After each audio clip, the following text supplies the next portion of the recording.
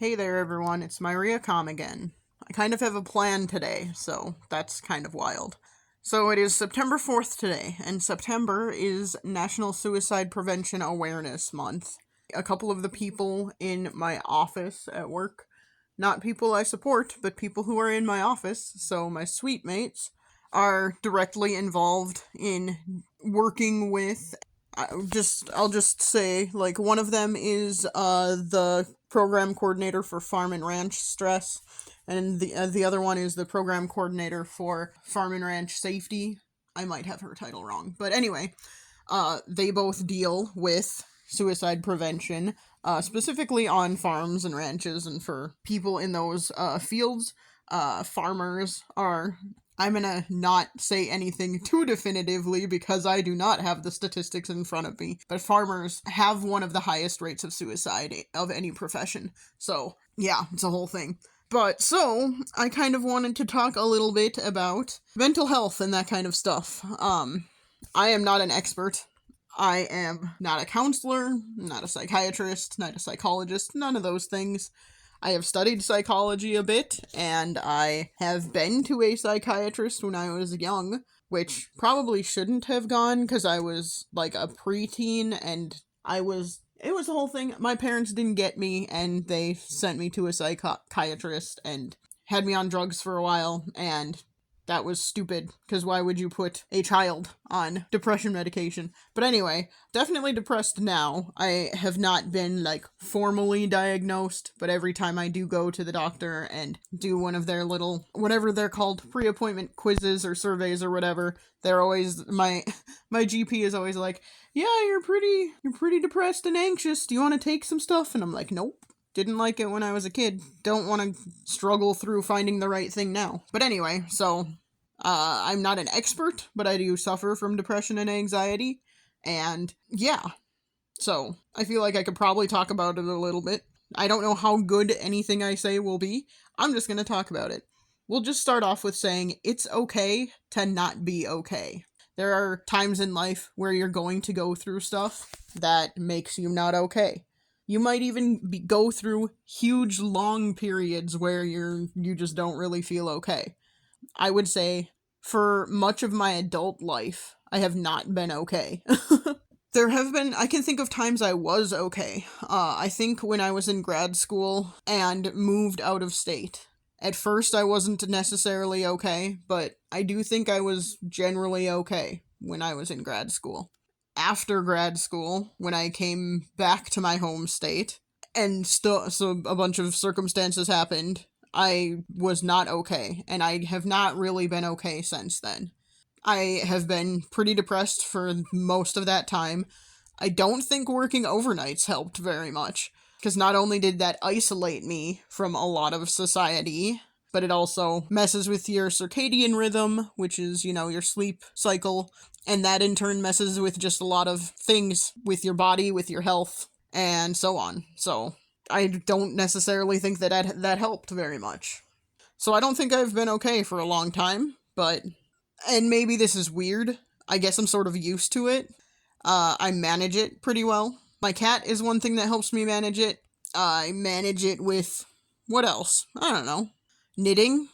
So it kind of sucks that I haven't been able to do that for a couple months now. I used to write pretty regularly. I have not been doing that because I have not had the mental energy for it.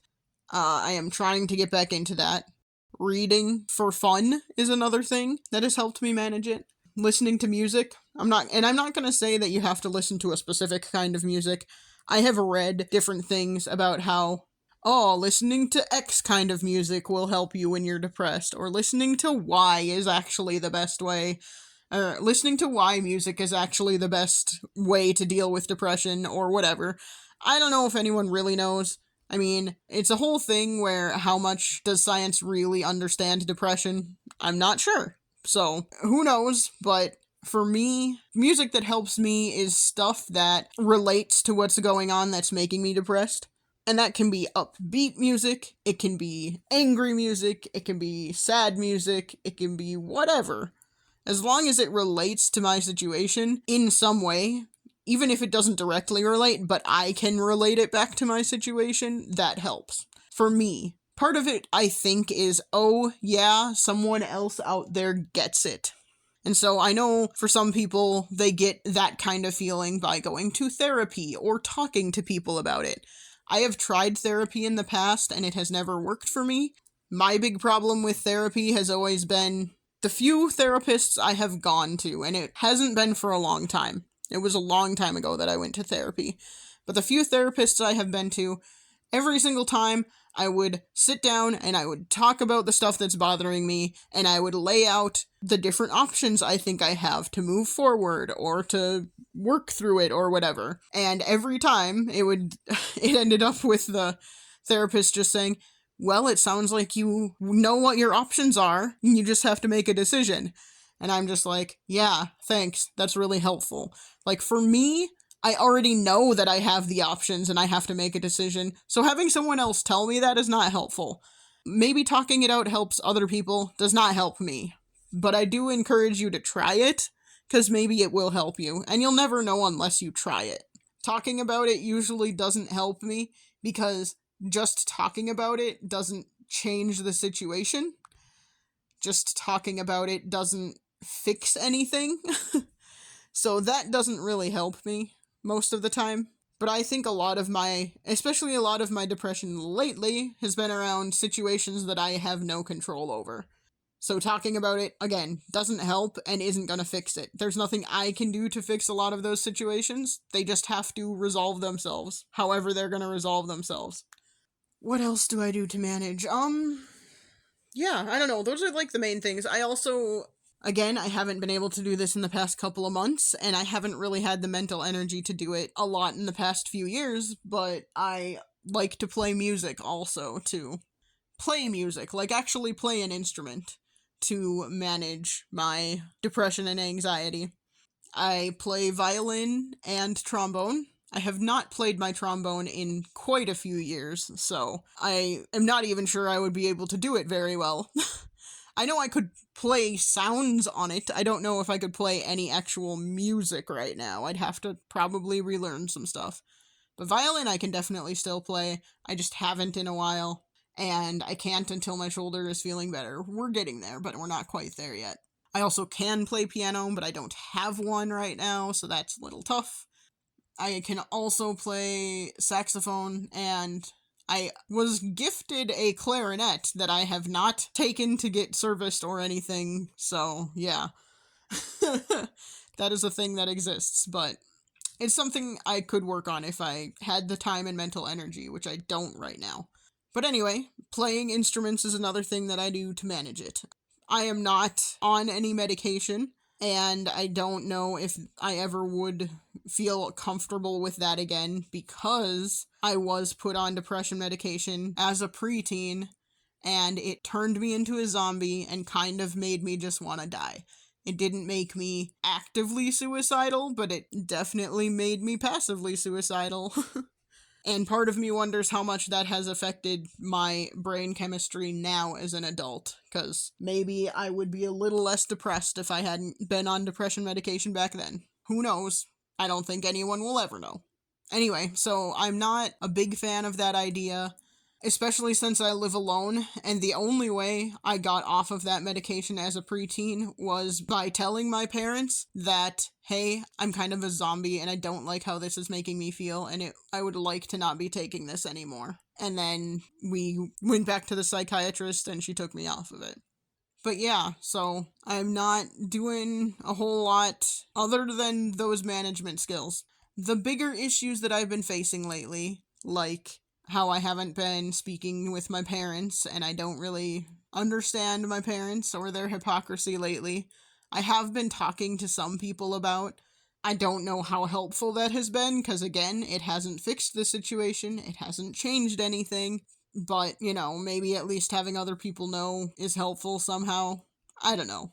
I do still definitely suffer from, passive suicidal ideation, where, like, some days when I'm driving to work or home from work, I will just get the thought of, man, it would be okay if a car hit me right now and I died. But I am not actively suicidal or anything like that. a big part of that is I am pretty sure I would mess up if I tried to kill myself, so I'm not willing to deal with those consequences. I do think it is worth talking about, like, the fact that I do suffer from passive suicidal ideation during National Suicide Prevention Awareness Month, because another way I deal with that is the realization that there's no real, like, there's no 100%, yeah, this is totally gonna work way to do it. And that is a deterrent, or can be a deterrent. I mean, if you're trying to escape pain that you are going through in your life, or trying to escape difficult situations, and you end up making things worse by trying and failing, which is what is most likely going to happen, statistically speaking, then you're just making more problems for yourself and making life even more difficult. And I don't think that's, like, a great solution. So, you know. And again, talking about it doesn't necessarily always help. And there isn't always a solution to whatever you're going through, and I get that. I mean, I feel like there isn't a solution to a lot of the problems I am facing in life. I feel like I have made too many poor choices and have gotten myself kind of stuck, and there's not really a good way out of it. There's not really a good way out of a lot of the negative parts of the situation I'm in right now. But that doesn't mean that you should give up. Survive in spite of it. And I know that sucks, but I'm also a stubborn person, and part of me feels like I'm kind of just surviving and doing life, even though it sucks and I'm not enjoying most of it. Part of me feels like I'm doing it to spite the annoying situation I'm in. I am spiting the universe by continuing to exist. So, if nothing else, during National Suicide Prevention Awareness Month, live in spite of the crap the universe is throwing at you. I don't know if that's actually helpful, actually inspiring, or anything like that. I am going to leave some resources in the description for this recording, so if that is helpful to anyone, please do look into that stuff. 988 still exists. 988 is still helpful. And there are a lot of other resources. I don't know a lot of them, but I know I will add some to the description to try and be helpful. And if this was helpful to you, if you do want to hear more about any of this, yeah, if you want to hear any more about this, or if you have questions or whatever, again, I'm not an expert, but I can talk about this more if that would be helpful. This has been Myria Com. I've been talking about the fact that it's okay to not be okay, and I am not okay, but hey, I'm still here, and I'm living in spite of that. In spite of the fact that I am not okay, I am still surviving. And with that, I will chat at you some more tomorrow. Bye.